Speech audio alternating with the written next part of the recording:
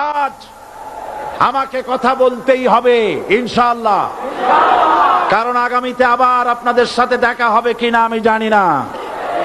কথা বলতেই হবে। বসেন, কেউ দাঁড়িয়ে থাকবেন না। আমি দেখতে পাচ্ছি বাংলাদেশের ভাগ্য আকাশে উত্তর গগনে কালো মেঘ জমা হয়েছে, ঝড়ের পূর্বাভাস লক্ষ্য করছি। যদি মোকাবেলা করতে না পারেন সক্ষম ভাবে, এমন অন্ধকার গাঢ় কালো অমাবস্যার রাত আসতে পারে যার সুবে সাদেক হওয়া অসম্ভব। সুতরাং আপনারা কি কাপুরুষের মতো কাফের মুশরিকদের গোলামি করে মরতে চান? বিড়ালের মতো 500 বছর বেঁচে থাকার কোনো লাভ নাই।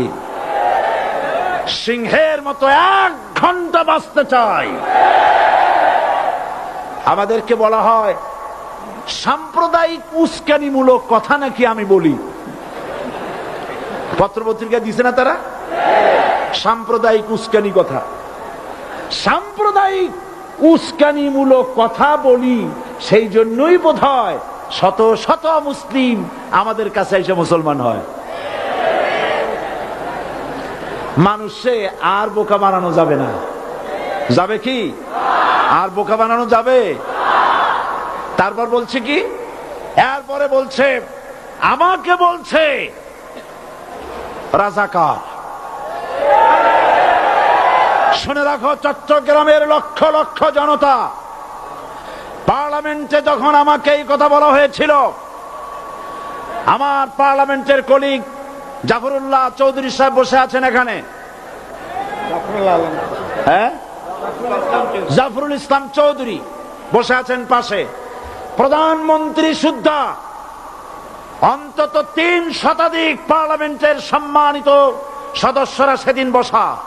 1997 সনের বাজেট বক্তৃতা যখন আমি করতেছিলাম, ডক্টর কুদরতে খোদা, নাম রাখছে কুদরতে খোদা, আসলে গজবে খোদা। এই লোকটি নাস্তিক, ইসলামের চূড়ান্ত দুশমন।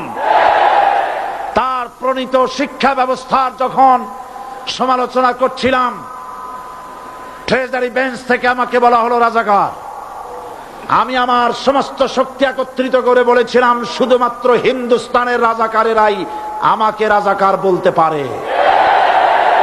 আমি বলেছিলাম 1973 সন পর্যন্ত আমি বাংলাদেশের কোন রাজনৈতিক দলের নেতা এবং কর্মী ছিলাম না।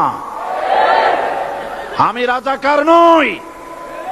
আমাকে রাজাকার বলে যদি তাকেও প্রমাণ করতে না পারে 10 কোটি টাকার মানহানি মামলা দায়ের করব। আমার এই বক্তব্য সারা দুনিয়া শুনেছে। পার্লামেন্টে আমার এই বক্তব্য রেকর্ড হয়ে আছে। সেদিন 3 শতাধিক পার্লামেন্ট মেম্বারের কেউ আমার চ্যালেঞ্জ গ্রহণ করেন নাই। যে কোনো ব্যক্তি পার্লামেন্টে গিয়ে আমার বক্তৃতা দেখে আসতে পারেন।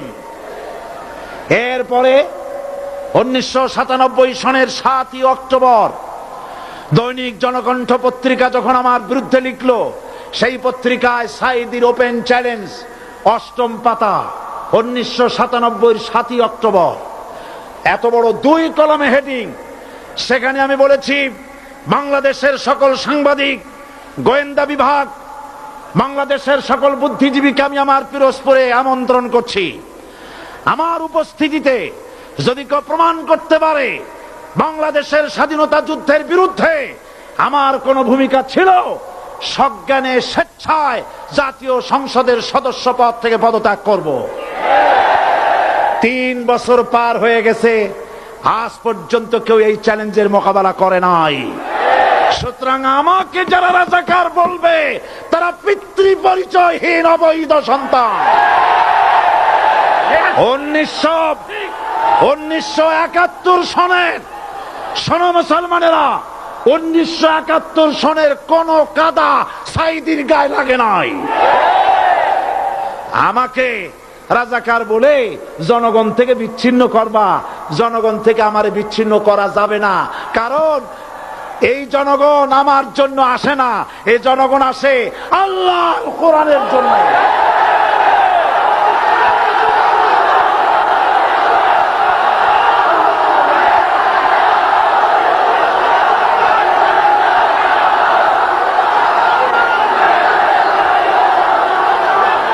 আজকে আর যারা ইসলামের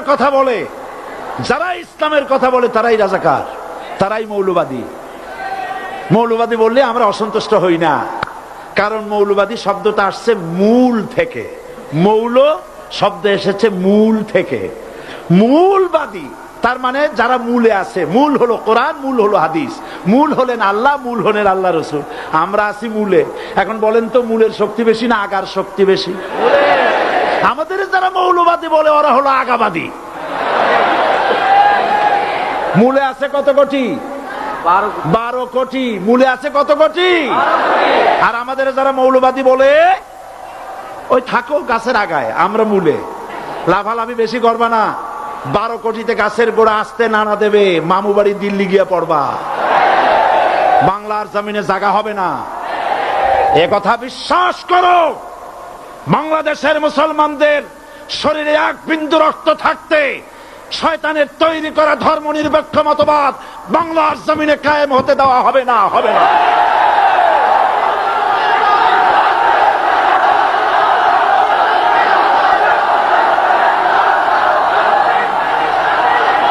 রাসূল করিম সাল্লাল্লাহু আলাইহি ওয়াসাল্লাম কোরআন প্রতিষ্ঠার জন্য আন্দোলন করেছিলেন।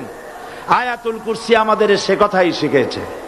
আল্লাহ রাব্বুল আলামিন বলেন, আল্লাহু লা ইলাহা ইল্লা হুয়াল হাইয়ুল কাইয়্যুম। প্রাণ খুলে পড়েন, আল্লাহু লা ইলাহা ইল্লা হুয়াল হাইয়ুল কাইয়্যুম। আল্লাহ হচ্ছেন তিনি যিনি ছাড়া কোনো ইলাহা নাই, আইনদাতা নাই, বিধানদাতা নাই। আমরা মানুষের তৈরি করা আইন মানি না। 12 কোটি মুসলমানের দেশে আইন তৈরি করবে মানুষ, আমরা মানব না। পার্লামেন্টে তৈরি হতে হবে কোরআন দিয়ে, পার্লামেন্টে আইন তৈরি হতে হবে কোরআন দিয়ে। সুতরাং ভয় যতই পান আর যতই ষড়যন্ত্র করেন, 4 দল যখন একত্রিত হয়েছে, ঐক্যবদ্ধ থাকবে, সরকার ঐক্যবদ্ধভাবে গঠন হবে, নির্বাচন ঐক্যবদ্ধভাবে হবে এবং কোরআন হবে, আল কোরআনের পার্লামেন্ট হবে বাংলাদেশে।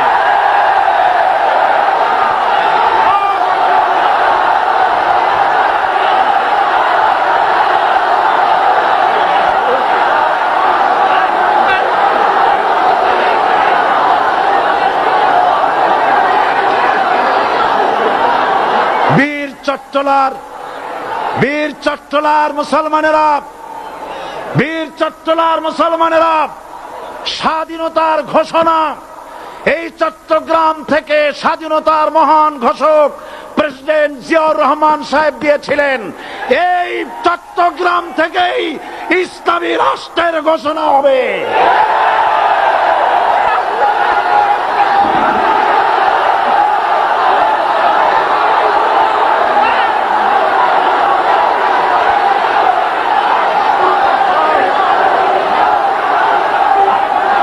আশাবাদী আপনারা অবশ্যই তা পারবেন।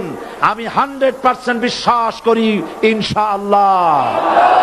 কারণ যে ষড়যন্ত্রের মোকাবেলা করে স্থানীয় রাজনৈতিক দলের নেতৃবৃন্দ কোরআনের মাহফিল সিনায় এনেছেন, আমি প্রথম দিনই বলেছি চট্টগ্রাম তাফসিরুল কোরআন মাহফিল কোন রাজনৈতিক দলের প্রতিনিধিত্ব করে না। এটা কোন জামাত শিবিরের একক সম্পদ নয়, এটা চট্টগ্রামের মুসলমানদের কলিজার টুকরা তাফসিরের মাহফিল। সুতরাং এই মাহফিল চট্টগ্রামে থাকবে ইনশাআল্লাহ কিয়ামত পর্যন্ত। 144 ধারা 288 হয়ে গেছে, ষড়যন্ত্র পায় পায় চলে গেছে। আমি ওই সব ছেলেদের বলি, সরকারি দলের ছাত্র হইয়া মুসলমানদের বিপক্ষে যাইও না। এদেশের ভাগ হয়ে